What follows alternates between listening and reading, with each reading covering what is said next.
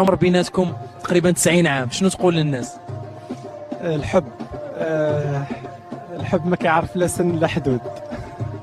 الله يرضي عليك وليدي، والله يخليك ليا. هاد العرس اللي كتشوفوا دابا قلب الموازين وصدم كاع اللي حضروا ليه. بزاف حكموا عليهم من الشوفة الأولى وقالوا طامع في الفلوس، ولكن الحقيقة اللي خباتها الكواليس قصة أغرب من الخيال.